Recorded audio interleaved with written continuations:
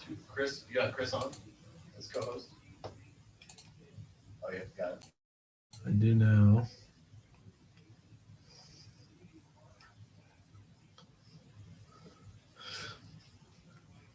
Oh man, 43 people on. Dang.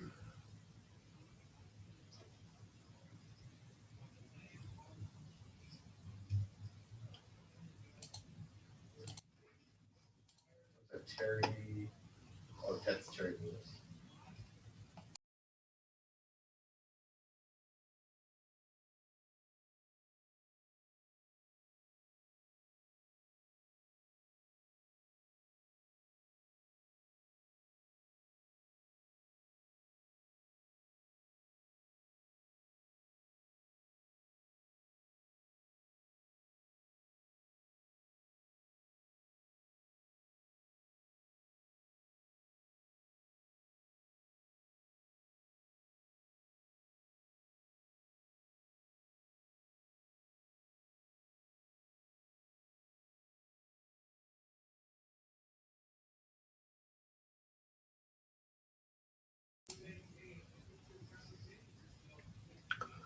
Appreciate everybody joining. We'll get started in just a minute.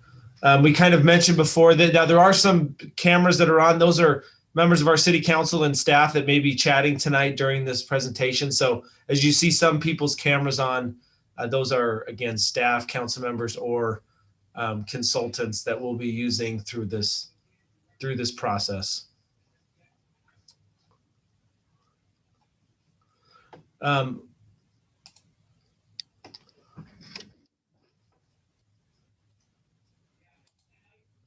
Let me go ahead and get started. I think we're ready to begin discussion tonight. I appreciate all those that have jumped on.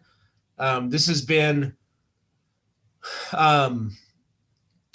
we've outreached in a few different ways, and I'm sure there's some people who will have not potentially heard about this meeting that are in the neighborhood. We did go through an email, door hanger, and postcard process. We sent a postcard out and put a door hanger on every property within 500 feet of both proposed locations. We also sent an email to everybody that we obviously have email addresses for that live in the what we define as our neighborhoods of those areas. So appreciate all those that have joined. Again, my name's Stephen Downs. I'm the Deputy City Manager for the City of Orem. I'm just going to help facilitate tonight's discussion. The discussion will be done by the professionals in this specific part of the business. Chris Shirkey, our Public Works Director, Neil Winterton, our Water Division's Manager, Sam Kelly, our City Engineer. We also have, I believe, all of our members of our City Council are either on this Zoom call or are watching live through our YouTube stream. And then, of course, we have some of our consultants that we've worked to up to this point, some of our engineers and those that have done the studies as it relates to locations of the water tank. I did mention before that we do have some things we've put in place to try to manage this meeting and make sure that it stays, makes it so everybody can hear clearly as there's no talking over. So everybody that has come in has been muted and will stay muted throughout the meeting unless they raise their hand, and then we will be able to unmute you so you can ask your question. We'll leave you unmuted for the duration of the answer to make sure that your question is completely answered. If you have any questions during a presentation period, which will be the first 15 minutes or so, we encourage you to throw those in the chat, or just hold on to those questions, and then when we open it up for question and answer, we'll again give you the ability to unmute and ask the question yourself. I did want to make sure that people knew many of the questions. We've obviously been getting questions for quite a while. So far, we do have many of those questions are answered on our orem.org/water tank. That website did go out with our emails and was on our different mailers. A list of frequently asked questions, about 32 of those was loaded on that page tonight. And that is something there for you to look at. We will also put the recording of this, which again is being streamed on YouTube right now, on that webpage for anybody to watch at a later date, for you to go back and watch, or for a neighbor or somebody that you hear of that missed the meeting, for them to be able to go and get that information. Make sure I'm going over, again, our plan is for about 15 minutes of presentation and then leave about an hour for question and answer. This meeting will have to end at 7:45 p.m. so that we can prepare for our 8 p.m. meeting with the neighborhood that is on the 400 West, 400 South proposed property, known as the Farley property, who owns the orchard. Any of you are also welcome to join that meeting as well. All that information is found at orem.org/tankmeeting2, just the number 2. That has the information for that meeting, which will start at 8:30. And I apologize, I said 7:45. This will go till 8:15. And then that meeting starts at 8:30. So with that, I will turn the time over to Chris Shirkey, our Public Works Director, who will begin the discussion. And again, about 15 minutes of presentations, and then we'll turn the time over to all of you to ask questions, and we will go from there. Chris? Thanks, Stephen. I'm going to share my screen right now. I'm going to make sure that everyone can see this.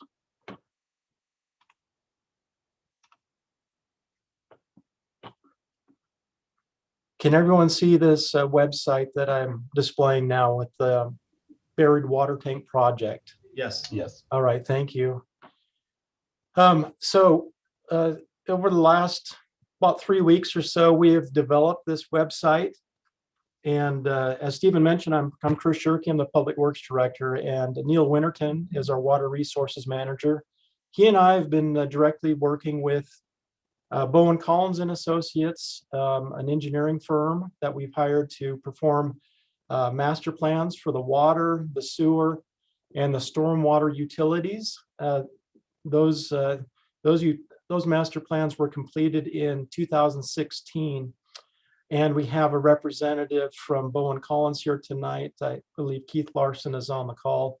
We've also been involved with another study performed by Hansen, Allen, and Luce. It was a joint study regarding a water tank in Orem, a 10 million gallon water tank in Orem. It is a joint study that was performed in conjunction with the City of Vineyard, as well as Central Utah Water Conservancy District. And Marv Allen is representing Hansen, Allen, and Luce. So we do have representatives from those engineering firms here with us tonight. What I'm showing you here at this time is the website that's been developed over the last 3 weeks or so, in conjunction with a lot of feedback we've received from the community in the community park area. As Steve has mentioned, we have, as a part of this website, put together frequently asked questions. And when you click on this link here, it pulls up this document, which has several questions and answers that we've put together here. If you have not had an opportunity to review that, we'd encourage you to do that, because this is a consolidation of basically almost all of the questions, I think, that we've received. And if not, this is an opportunity tonight to review any other questions you might have. But this website, I believe, contains a wealth of information that introduces the matter and defines the problem and a potential solution. It provides project facts and then additional resources with references and links to documents, and including master plans and previous presentations that have been made over the last several years, and a culmination of those recommendations. So what I would like to do at this point is share with those of you who have very little background in this. I wanted to bring everyone up to the same page, and so you have a history and understanding of where we are coming from and how we got to arrived at this point. And so with that, then I'm going to share briefly a presentation that was given to the City Council on January 12th, 2021. And I'll need to share a separate screen now. So one moment, please. Okay. This presentation was essentially given also in January of 2019, or another version of this, a culmination of a long series of studies, engineering analyses, meetings and discussions that we've had with the consultants, and this is basically the point at which we arrived at our recommendation for the 10 million gallon water tank. In the master plan, it's in the process of being updated at this point.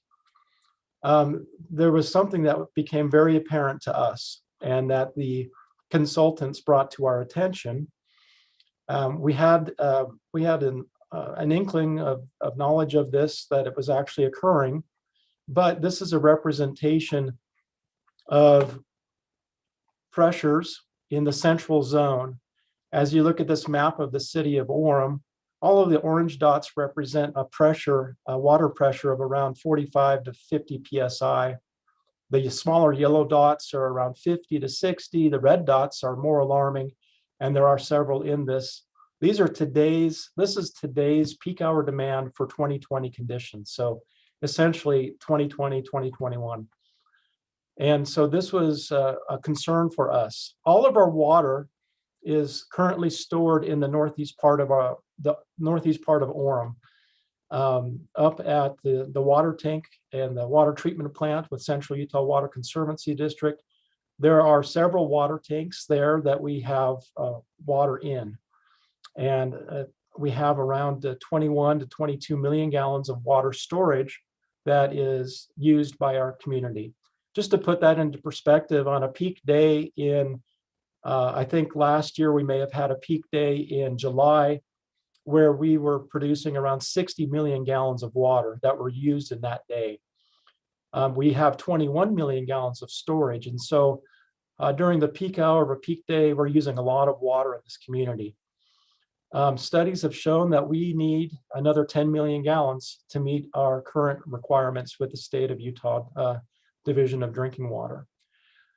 So this study has confirmed that. We've also had additional confirmation through the Division of Drinking Water, as well as Hansen, Allen, and Luce. And this is a representation of today's conditions. At build out, this representation indicates that we have much severe conditions occurring in the central zone and even in northeast Orem, 30 to 45 psi. Normally, what we like to deliver and have in each zone is a minimum of around 60, 70 psi. So this was very alarming for us. This was an indication that we needed to provide a new water source in the central zone and also be able to deliver water to the west and south part of our community. Since all of our water storage and many of our sources are in the northeast part of town, we have to deliver that water across about 5.5 miles to the southwest part of our community. So it was determined that we needed to develop a tank and a location for a tank in this central zone. This is a schematic taken from the master plan that shows the major improvements that we need to make in the near future. And this is a focus on the area, the central zone and the area at hand for the proposed water tank. W1 is a future well. ST1 stands for storage. That is a tank, a 10 million gallon water tank.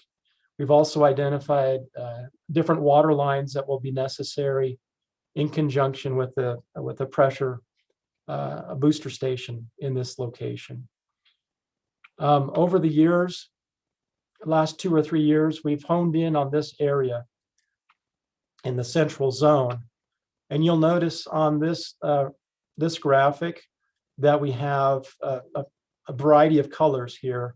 And at this point, I'm going to turn the presentation over to Neil Winterton, who is going to describe the process from this point moving forward to today. Yeah, thanks. This process that Chris described took us from 2014 through about 2016. And then in 2017, we studied these areas right here. And what we studied was co-location of a tank with and in conjunction with Central Utah Water Conservancy District and Vineyard, who are our neighbors and other water suppliers. Co-locating the tank was going to provide benefits to the residents of Orem in a shared cost opportunity, and think of it maybe more that instead of just Orem purchasing, building the whole thing as one entity, sharing those costs on a pro rata basis.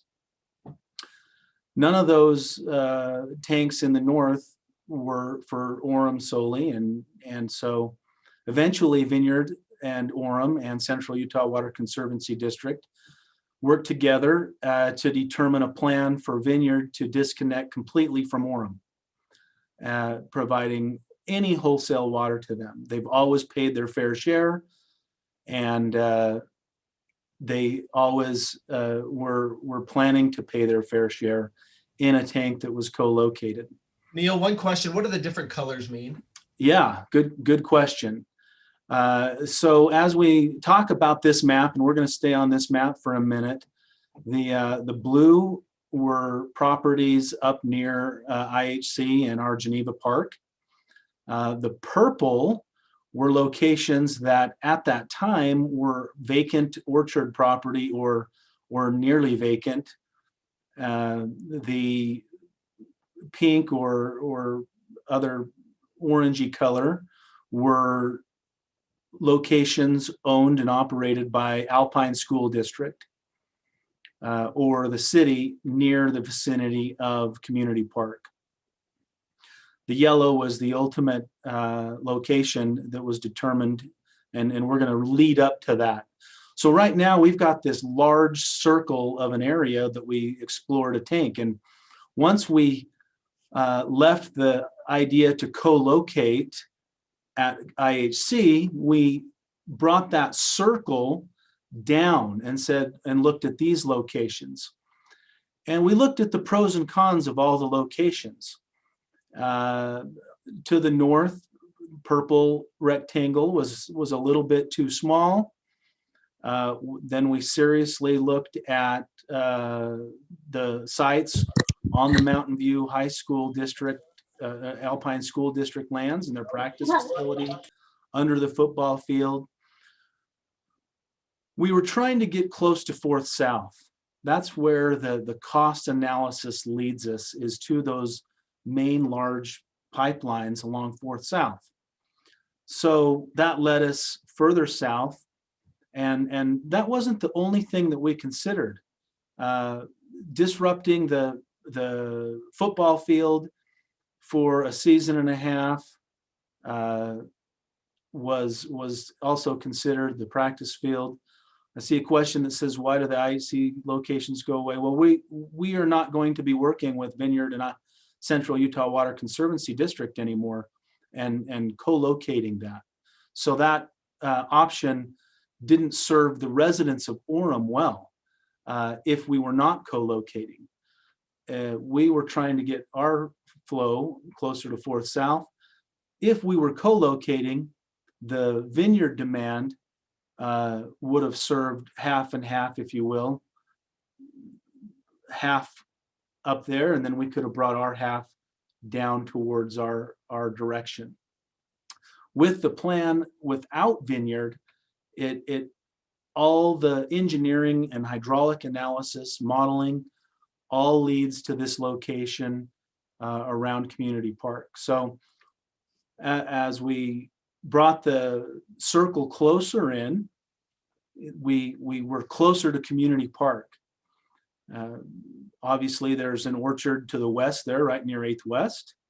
The study showed us that we could fit about 6 or 7 million gallons on that site. We weren't shooting for that. We're shooting for 10 as we needed, but we still explored that. We went to the Hansen family and asked them if that was an option. They took some time, they mulled it over, ultimately they came back and just said, we are not interested in selling. We're not interested in negotiating. Around that same time, and this is around 2019 now, we approached the Farley property, which is there at 4th South, 4th West. Chris and I both went, knocked on the door and introduced ourselves, introduced the project, and Mr. Farley asked us or said that he wasn't interested in selling and that his plan was to live there. And he had someone knock on his door and ask about selling once a week. And he just absolutely wasn't interested. So we eliminated that potential. And then, of course, as you can see on this aerial photo, the orchard there is now in homes that sold and developed. That pretty much left us with Orem Community Park and the softball fields at Alpine School District. So the circle was big, it got smaller, and now the circle is right in that area of Orem Community Park and Orem Elementary School. Great area for engineering and hydraulic analysis. So that's where we were in 2019. We approached Alpine School District after doing some initial analysis on cost. And as we suspected, the closer we could get to 4th South, the better the cost analysis proved because of piping needs. So we thought this will be great. We can move in a direction where we make some trades with Alpine School District, possibly, and build the tank there. It's close to 4th South. After 6 or 8 months of negotiation and Alpine School District taking that to their board, they indicated that they have hopes in the future to possibly build the school on that location while the other school remains in service, and then, of course, maybe move the fields or the parking lots over where the school is now. Well, that left us now with Community Park as a viable option for placing this much needed piece of infrastructure in the city. This is a good location to be away from our northeast area, right in the middle of our central zone, right on the cusp of the elevation that's needed around 800 West. Now we just need to look at what's going to work best there. And so when we looked at the criteria that the city does own the baseball diamond as well, and we'll bring that up here in a minute.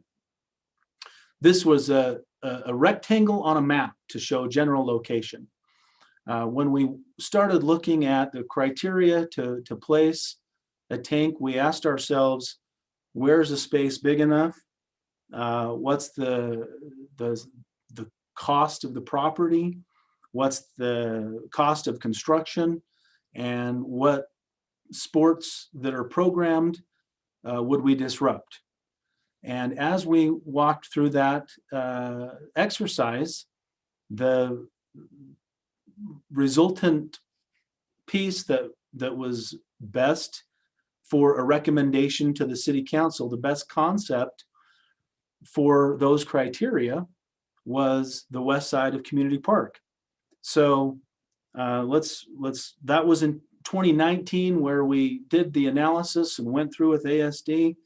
We got to 2020 and made the selection of the yellow rectangle. And during the 2020 year, the city was also looking, as you recall, we went through a master plan in 2016. That master plan recommended a very prudent and conservative pay-as-you-go plan to pay for water infrastructure, meaning don't borrow for it. And that was a great decision by the city council to move forward and pay as you go without borrowing. So we had been saving money year after year to pay for these water projects, this tank would have been built in 2023. During 2020, we ran a financial analysis where the cost of borrowing money was low, and the cost to save money was costing us more money than borrowing money. So when you look at escalating construction costs and low interest rates, it led us to relook at how we could finance these projects. The ultimate decision in late 2020 was to borrow some money for the water project, lower water rates, and construct the tank now. All those things were made on the premise of saving Orem residents money over the long haul. And we felt like this was a good option. Up to this point, we had run some preliminary feasibility studies and cost estimates. We had looked at all these different options, and this was the recommendation we made to the city council. The city council's initial reaction was, we better get a community information effort going. And we explained to the city council that we had prepared a request for proposal, and in that request for proposal, we were asking for a public relations or a public outreach team to be assembled. And at that time, we would gather all the neighborhood and go through the logistics of the construction and the disruption and the truck traffic and the safe school routes and the ultimate surface restoration, the design of the well house that we haven't even talked about just yet. So that's our plan. And in fact, today, February 18th, the city received proposals to go through the design process for the details of this construction project. That's when we heard some feedback from the neighborhood after we presented to the city council, and word got out that this was a recommended location, that there were concerns, understandably.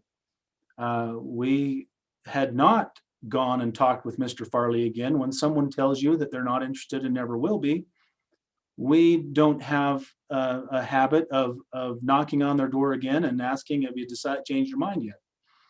We can talk if we should do that. That's up for your own opinion. But leading up to this point, we had Mr. Farley, who had told us he was not interested in selling. We released the website, we released the information, we started exploring options for what we could do for mitigation and truck traffic and things of that nature. But really, we haven't finalized all those, obviously, because we haven't gone into the detailed design. One thing that is unique about Community Park is what's known as a land and water conservation easement. What that means is if we disturb the park, then we have to put it back so it can be used in recreational use in perpetuity. And that was part of our decision-making criteria as to where this tank should be located. As many of you may know, the city has entered into negotiations with a home located along 350 South, right there adjacent to the park. If you located a tank right there in the yellow, having a well and a booster station adjacent to it is very advantageous. But if we put that well and booster station in the park, it would cause us to need to look at the impact to recreation due to that easement. And if we put it outside of the park, then that concern is mitigated. So we've entered negotiations in with that home, and that would take care of that issue with the land and water conservation easement. After we talked with a few different people, Neil, just a couple questions. Why, Yeah. why would the pump house, the question is, why is that? And I think it was around the time you're talking about, if the pump house was in the park, not outside of the park, it would impact the easement. it would impact the recreational opportunity for that footprint. Yes. And I think because that would be a physical structure that people could not use for recreation. Right. The tank doesn't do that because recreation can be played on top of that once it's built, correct? Yeah, great clarification there. Yeah. Yeah, I see the questions for just a minute and and then they go away. So I'll pull that chat window up. All right. We ended up with the well location and the tank location. So after we met with a few different individuals, they had mentioned that they know Mr. Farley, and they said, "Can we go talk with Mr. Farley?" We said, "Sure, you're welcome to go talk to your neighbors anytime." And so apparently they went and talked with Mr. Farley. We're not privy to those conversations, but they reported back that we should go talk with him again and that he might have an interest. So the city pretty much immediately went and reached out to Mr. Farley to see what interest there was.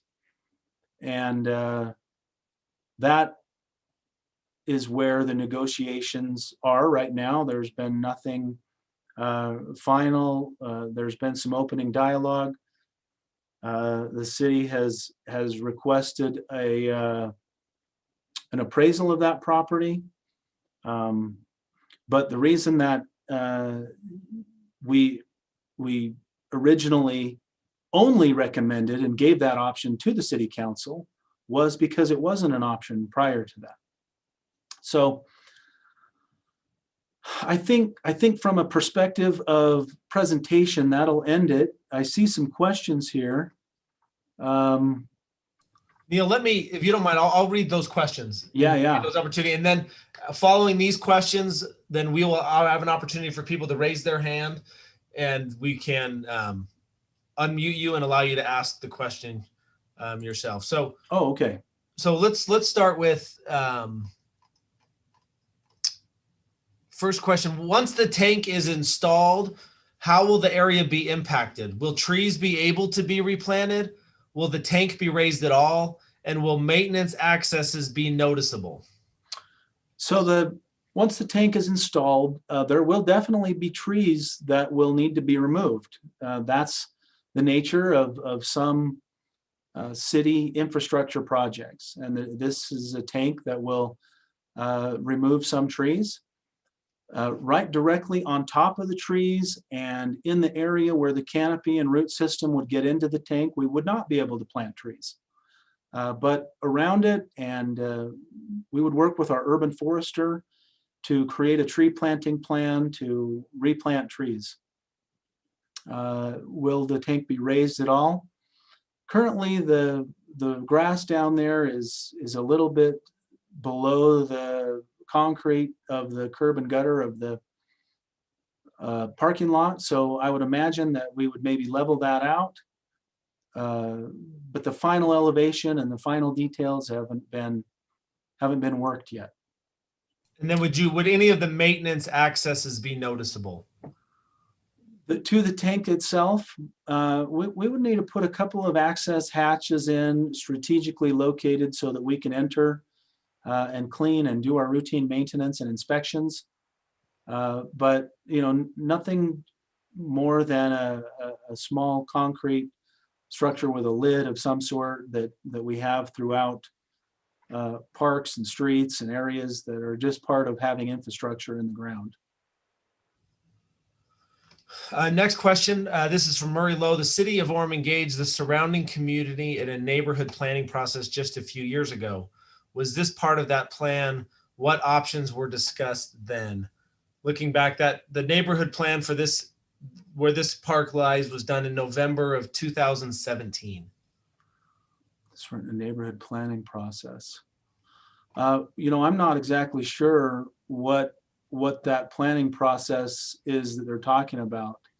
specifically. Neil, this is so we've gone through a process of our neighborhood plans.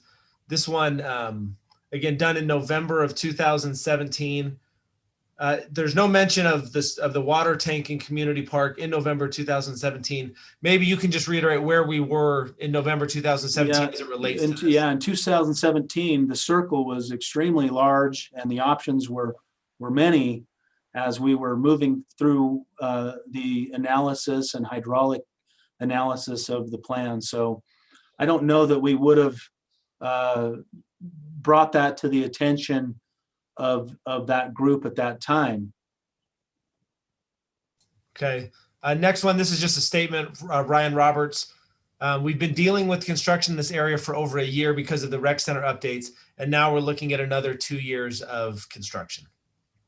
Yes, I can understand that there's been a lot of construction around the area, and this would be definite construction with inconveniences, hopefully mitigated to the best that we can, and hopefully to serve ultimately the residents of Orem. Who are you? Again, just reading statements kind of into the record for the meeting. 2 different professionals have stated that the city employees spoke about Mrs. Van, and I apologize if I mispronounced the name, Mrs. Van Leeuwen, in a demeaning way. This disturbs me that a concerned citizen is being disparaged for speaking out. Well, hopefully we can continue good dialogue with Mrs. Van Leeuwen and any neighbor. Neil, next question. Will there be chemicals in the pump house? That's a good question. A lot of our wells utilize chlorine gas. 2 of our wells out of the 9 use tablet format chlorine, and that would be the plan for this well. We don't have to treat it very much. In fact, if you were to take a sample out of that well, you could drink it straight, and I would have the confidence to do that, but our permits and water quality regulations require that we show that there's a little bit of chlorine in there for safety and for regulations. So there would be chlorine tablets, but none in gaseous or liquid form. Would the cost of impact to recreation be greater than the cost of purchasing the home? And Bart, I apologize if I'm misrepresenting the home, I think meaning the property on 400 South, 400 West, the Farley property. Would the cost, okay, I see. Would the cost of mitigating the conservation easement? Well, when we entered into that conservation easement, we went into that with good faith that we as a city would do the best we could to not impact recreation on those lands. And with the opportunity to locate in that area and a willing seller, we felt like that was a good and honorable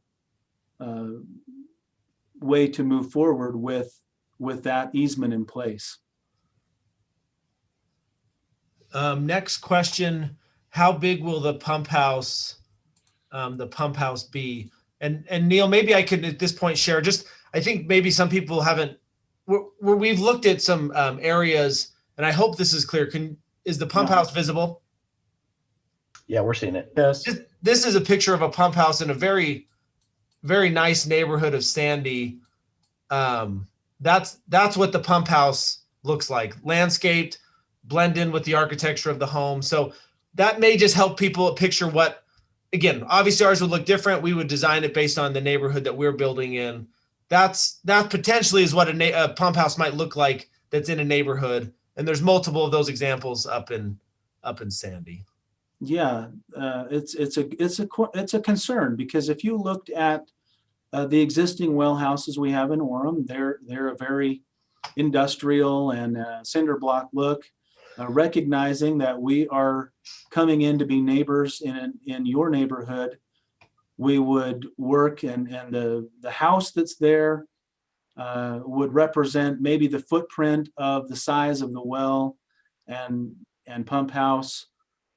And then we would gather the neighborhood committee together to present a couple of options that would be architecturally consistent with the area versus our industrial and cinder block look that we have in other locations. Neil, why can't the pump house be in the adjacent parking lot? That would not disturb the recreational area. Yeah, that's a good question. And by definition, that easement includes parking for recreation. So that's a really good question. And it leads to the advantage that we have of that particular home abutting the park where the parking lot already is. It makes it possible so we would access that well house through the park and not through that neighborhood. We recognize that you guys don't want to see any more traffic. No one does. I wouldn't represent that we will never go to the front, seemingly front. We will design it so our front is actually the back. But our intent would be to utilize the neighborhood as few times as possible to access that particular pump house. Neil, next question. Would these trees be equal to the size of the ones that were removed?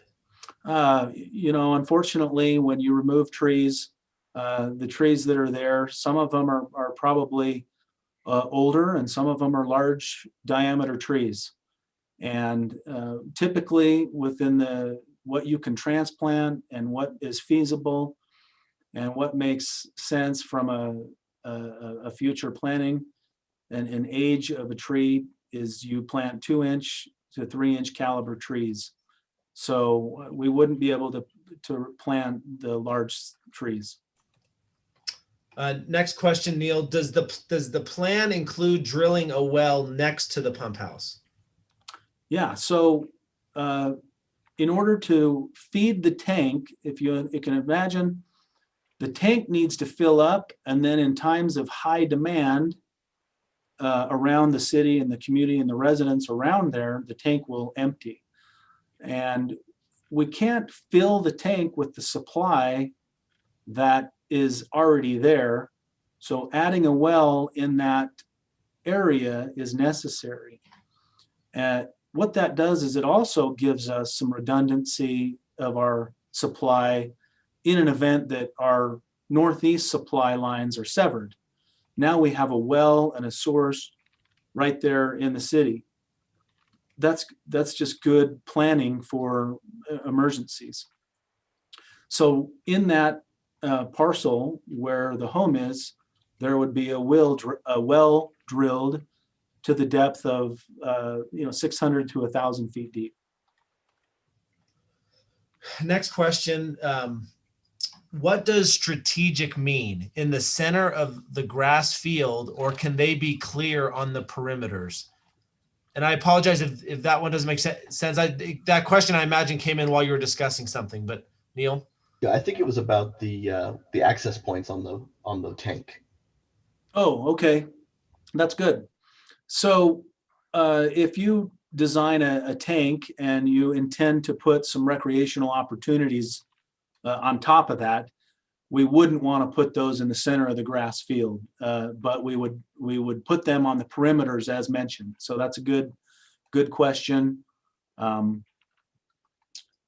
We don't have to go down in them often, but we do need to enter and clean and inspect and just take care of our water infrastructure. So that's a good question. Will the pipes to the neighborhoods around the tank and park need to be replaced to handle increased pressures? The answer to that is yes and yes. The demands that we see today require the piping to reach from the tank out to 4th South. The exact extents to 8th West and East for this project are not yet determined. That's part of the scope for the engineering analysis for the project. But ultimately, as the graphic showed earlier, we need to create some larger pipe networks directly around that epicenter of the well and tank. The extent of that for this project, we just don't have that exact distance yet. Again, remember how big the circle was for the detailed analysis. The circle got smaller and smaller, and that type of detail is yet to be determined. Neil, next question. Why didn't this go under the parking lot at the new Orem Recreation Center during all the construction? Well, we're still trying to get closest to 4th South, right? So we still tried to stay as close to 4th South as possible. Chris, thanks for sharing that.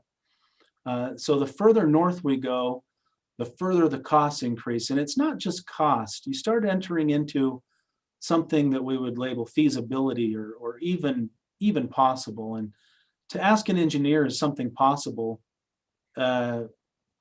With an infinite amount of money, obviously, something is possible. But the further north you get, the deeper the lines are that exit the tank and ultimately hit 4th South. And even though this map right here shows all the colors ending right there, that line needs to go the distance down to Geneva Road eventually. So when you say, could we put it under the center street? It was just too far north. And then, putting a major roadway and a major road on that just doesn't make sense for a water tank. Thanks, Neil. I think the only other thing I'd add is that remained an active high school parking lot throughout the construction of the rec center as well. And so that would have eliminated that or made that very challenging as well. The next question, will the tank increase the pressures to the homes in the neighborhoods that have lower pressures right now? Just trying to get up to where those are.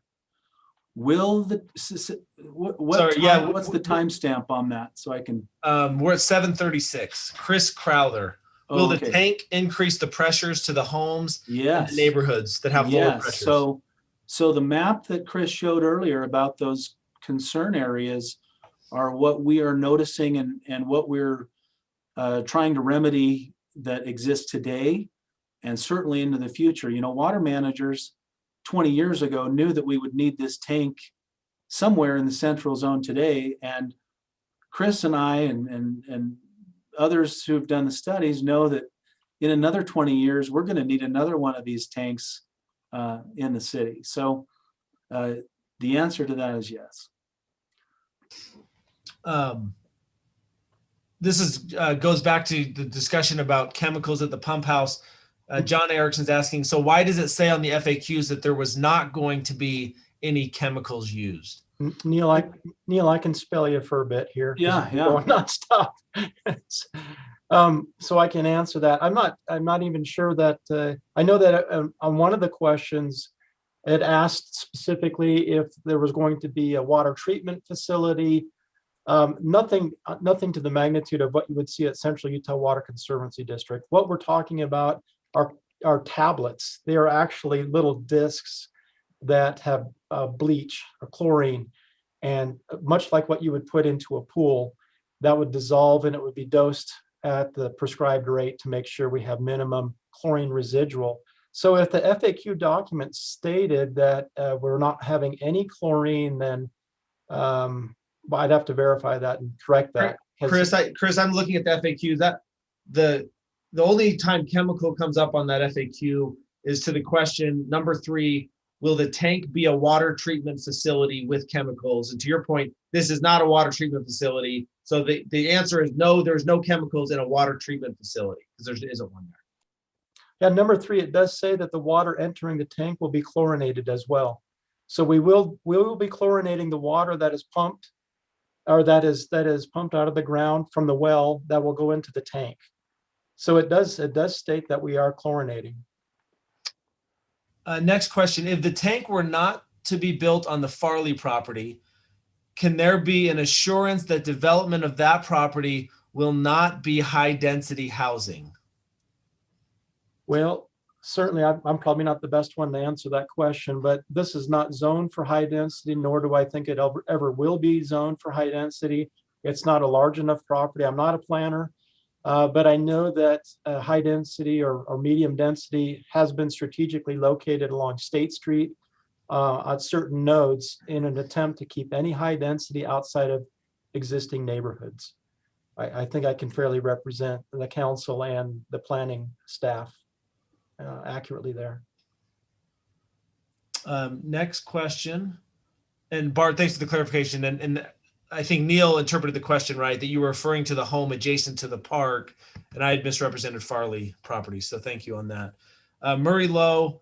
And just to, this is just a point of clarification. The area on Community Park that we've been discussing is not programmed for any active recreation. It's just open space currently. It's not programmed for recreation based on an earlier question.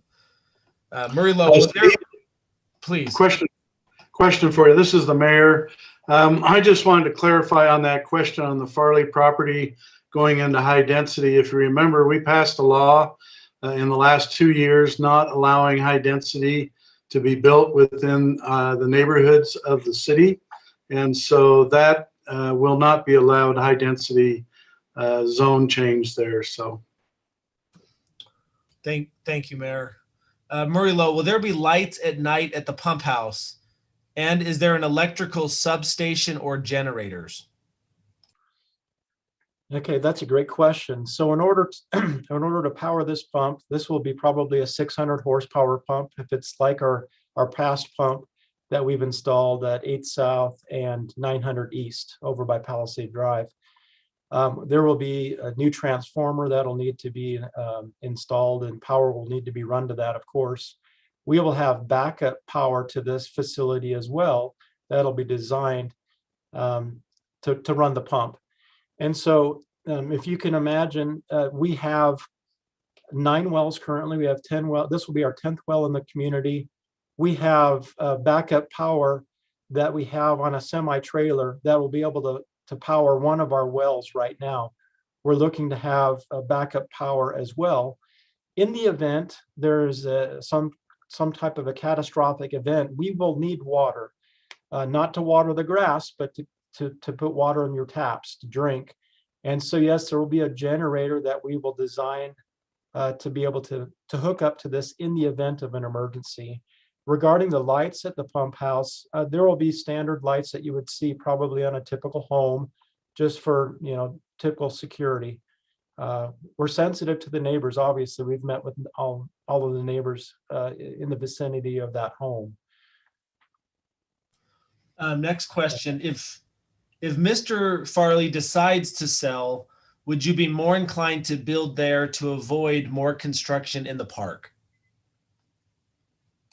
I suppose that'll come down to the city council and determining whether or not to build it there. Mr. Farley, we are working with him right now, and we have obtained an appraiser for that property. If the city council would like to purchase that, then this would be a really good location for us from an engineering and a hydraulic perspective to service this community. And I would probably lean on the mayor to answer that if you'd like to share any comments on that.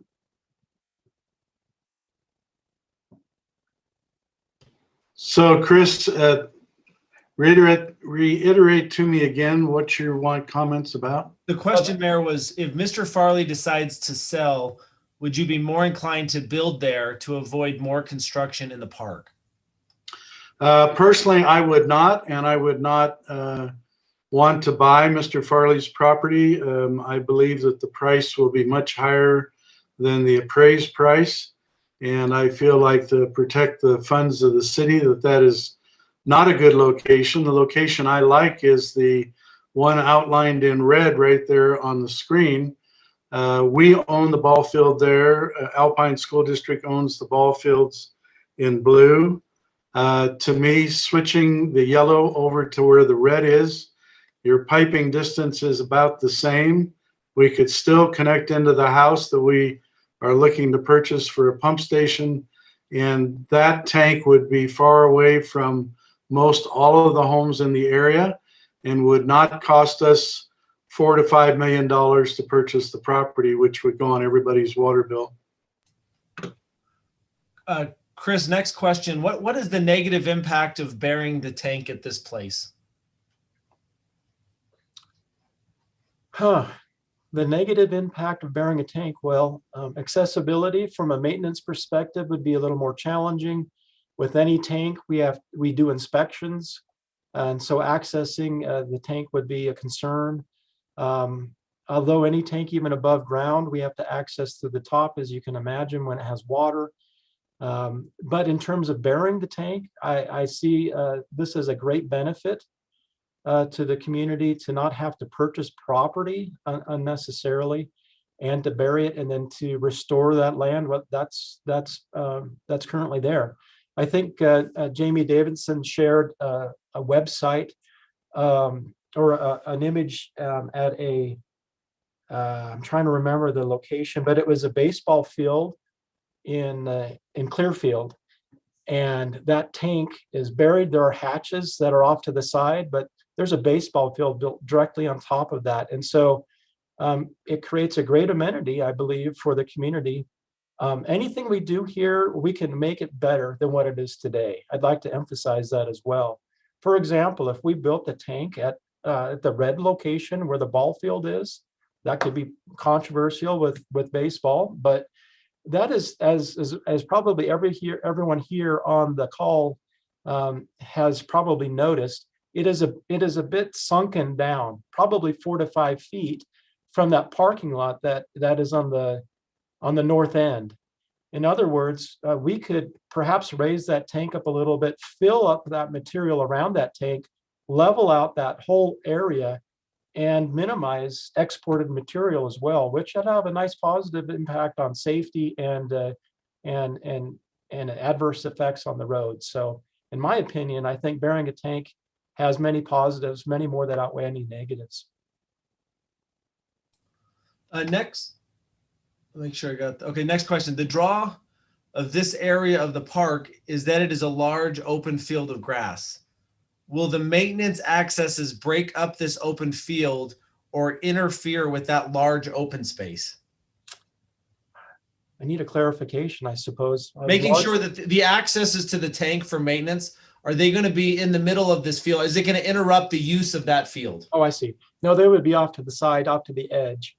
That would be designed specifically for that. So I think somebody asked in one of the frequently asked questions, for example, if you're playing soccer or ultimate frisbee or football or whatever, we're not going to have that in the middle of the field. It would be off to the edge. Okay, next question. Can the city give the affected neighbors recreation center family passes for the duration of the project to help mitigate the loss of access to the park and the playground? I think that's a great idea. I don't personally have the authority to do that, but I think I think we do need to recognize the fact that this neighborhood has gone through a lot with construction, with the fitness center, and I think that would be a great gesture. As the mayor, I would highly recommend that. I believe the council might look favorably on that. Will the neighborhood with the pump house require a zone change? I believe the question is regarding the property itself, and I do not believe it does. I think Ryan Clark is on the call though here. He's our development services director, and he could more definitively answer that if he's available. Ryan, I've made you a co-host. You should be able to unmute if you'd like to answer that question. Yeah, happy to answer that question. That is correct. City services are allowed in a residential zone, so there would not be a zone change. process required to do so. Great, thank you, Ryan. Next question from Michelle Smith. What exactly are the dimensions of the pump house? What I'll represent is the property that is where we are looking to acquire that property. That home is approximately 40 by 80 feet. The pump house would be approximately that same dimension. Of course, it's not designed, and we have not entered into an agreement with an engineer to design that yet.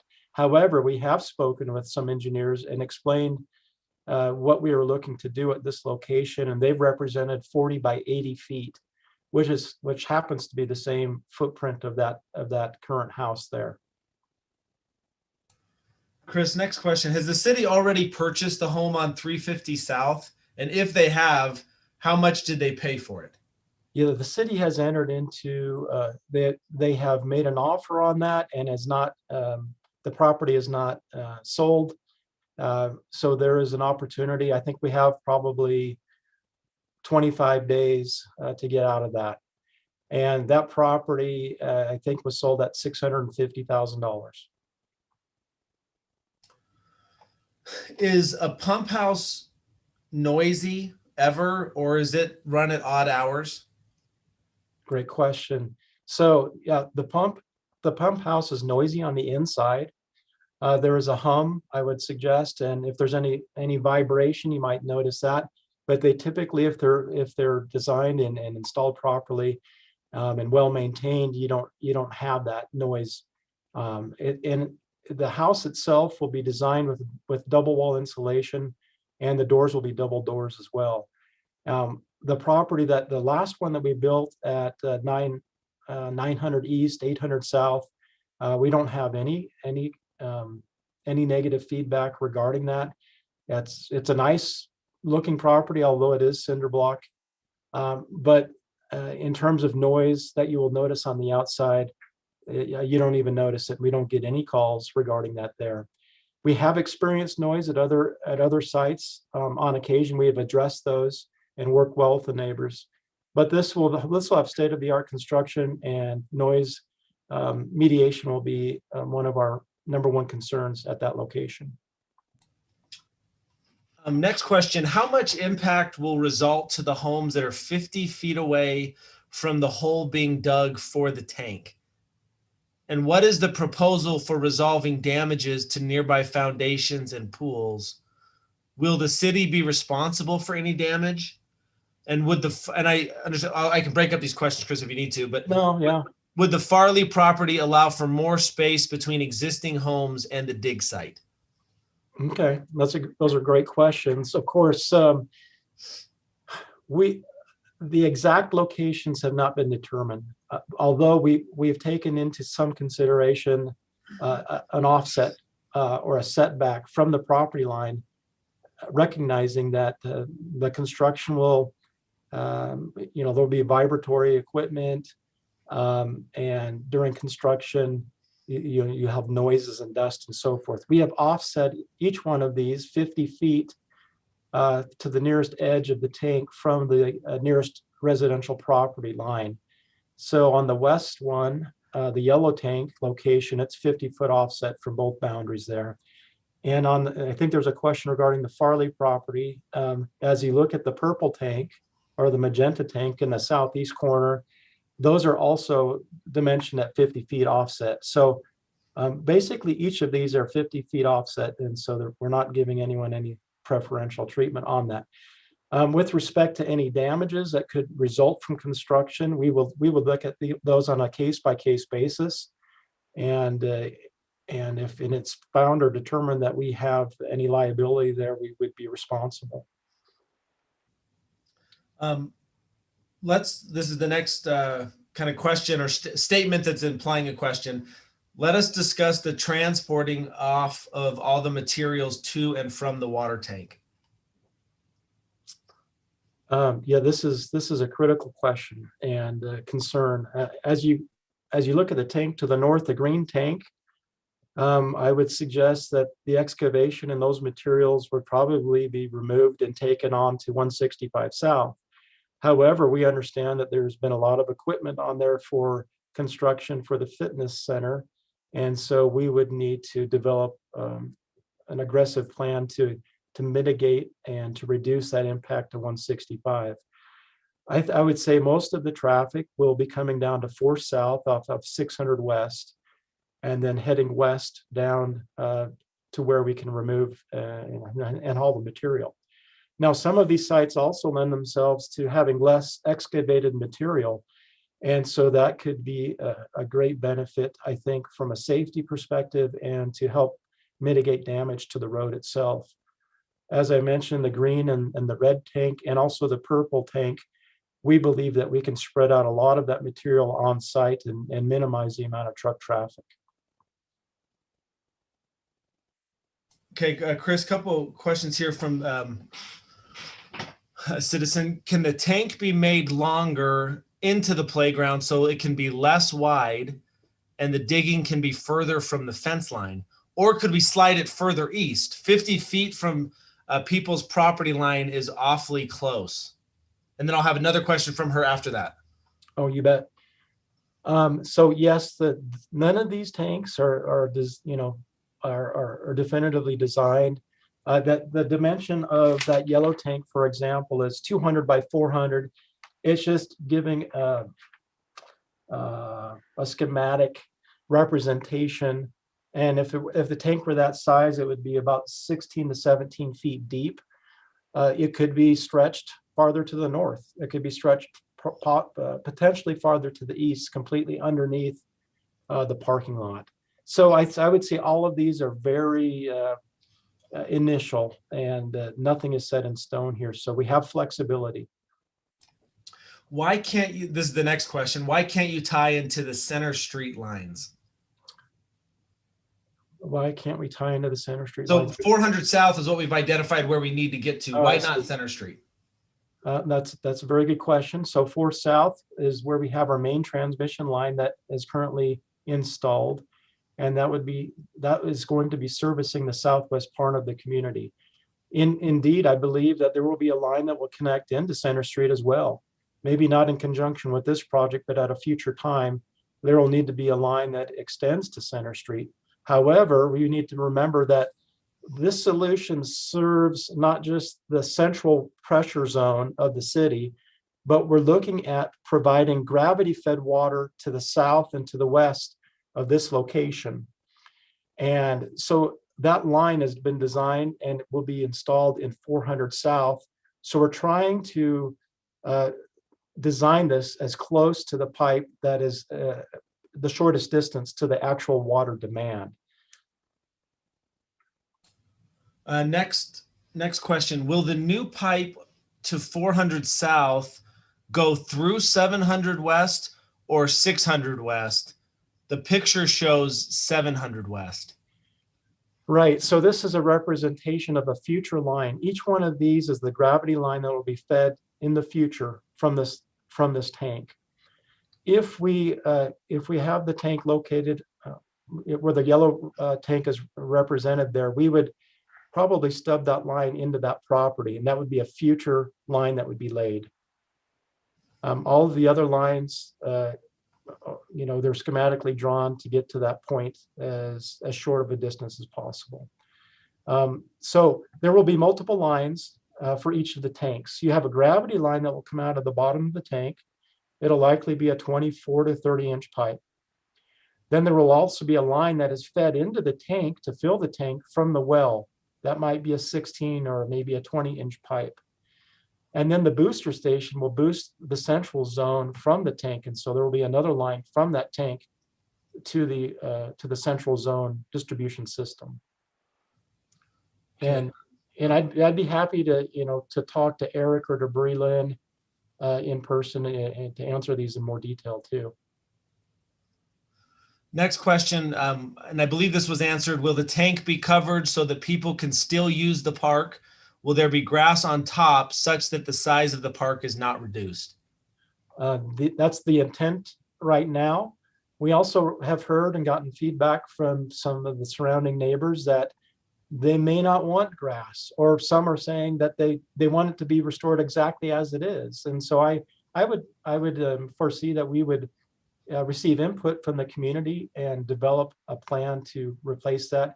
Our intent right now is to put it back as it's currently laid out, and in a better and improved condition. It'll be newer.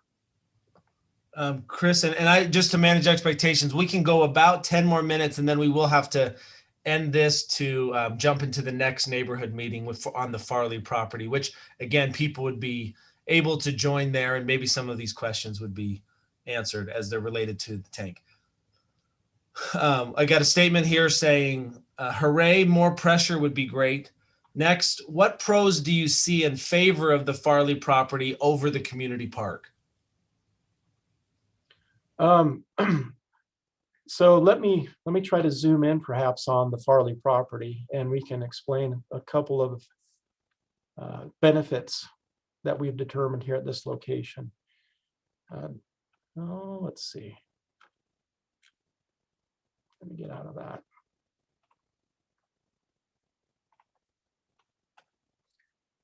These yellow lines that you see on here are contour lines. And as you look at these contour lines, these are 2-foot contours. So the contour lines going through that purple tank, you'll notice that it drops 2 feet, 4 feet, 6 feet, 8 feet.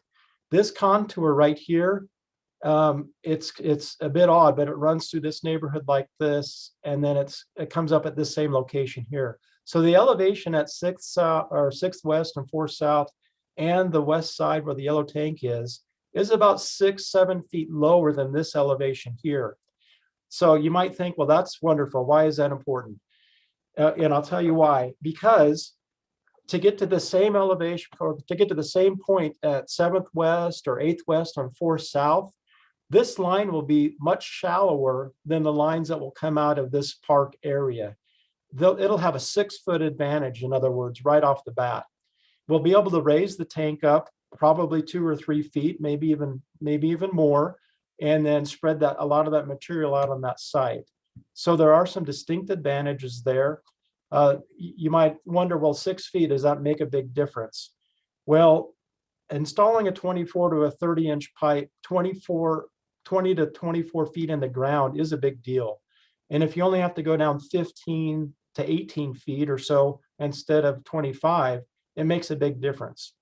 As you head west and the pipe is laid at maybe 0.1% or so, we actually catch grade at around 700 west or so, where it's only about 4 feet deep. So there are some distinct advantages there. There are some cost savings from a construction perspective as well. We've estimated that to be around $750,000 or so from a construction cost. So there are different costs. Consider construction, property acquisition, long-term operating and maintenance, repair and replacement costs, and so forth. But from a construction perspective, it is a nice benefit. Chris, I'm going kind of through it. I know some of these are out of order. I'm looking for some questions that haven't been addressed at all. One was, is there a flood risk if there's a leak in this underground water tank? A flood risk, I would suggest that there is not a flood risk. With any tank, we're required to inspect the tanks on a regular basis. And with that, we drain the tanks, we do a visual inspection, and if there are any cracks or any incidents instances where we notice anything that needs to be remediated, we take that very seriously and we resolve that. If there is any kind of a crack in there, there will be a very small leak, and that would be remedied. On an annual basis, we would inspect these, make any repairs. Now, with that said, we have 22 million gallons of water storage in the community today. And then there's an additional, I don't know how many millions of gallons. Dave Pitcher's on the line here with Central Utah Water Conservancy District. And so we take that very seriously, and it's a very aggressive plan that we would have in place to inspect, repair, and ensure that there aren't any damages at all. a buried water tank is much safer than an above grade water tank, especially in the mountains above homes. And I think in the FAQs, we also mentioned that none of this is under, well, it's not under pressure. It's not a pressurized tank. The water lines in front of your homes today could be around 60, 65 PSI in this area. And some parts of our community, we have water pressure at 100, 150 PSI. And so those are the facilities that we have a greater concern with. And if there's any kind of an incident here, we would resolve it very quickly. Great, Chris. We have somebody who has raised their hand, Rick Lewis. Rick, I'm gonna ask you to unmute. That should allow you to unmute and ask your question.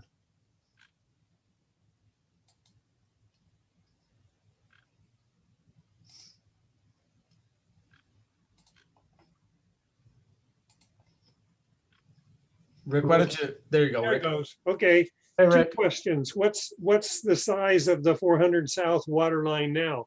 It was replaced fairly recently, at least I think fairly recently. The other one is, the other advantage for Farley's property is when there's ball games going on, 400 South is wall-to-wall parked cars. That would allow parking for baseball games and other activities that go on in the park. All right, so the 4 South water line, I believe, is a 16-inch water line in this area. The master plan indicates that we'll need a 20-inch water line to be able to service this area in the southwest part of Orem. That is a pressurized line. And then your question regarding the parking, yes, you're correct. I think on the north side of 4 South and even on the south side, there might be people parking there on both sides. I'm not sure. Is that regarding softball or baseball or other events?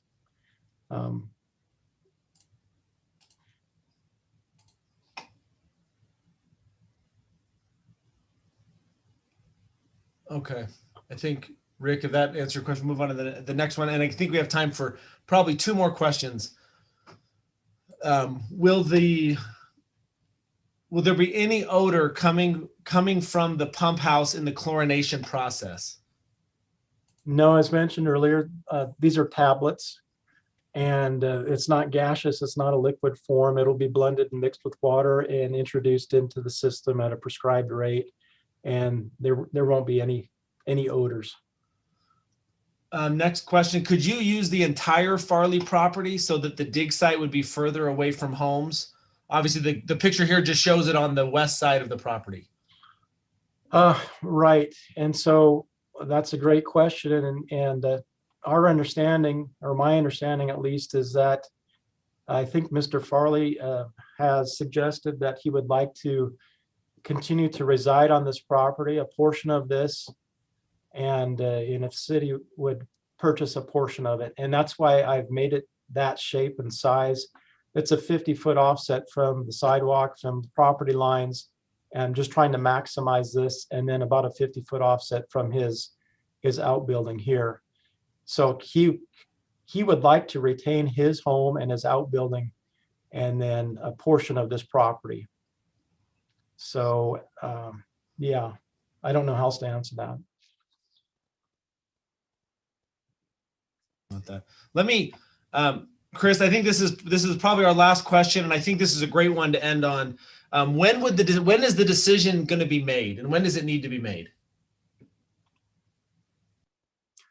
Well, I think we'll convene together as a staff after both of these meetings. I know that this is an agenda item for the work session at our next city council meeting, which will be on February 23rd. And it'll be discussed there in that work session in a public format. So I think we'll have a better idea at that time, at that meeting.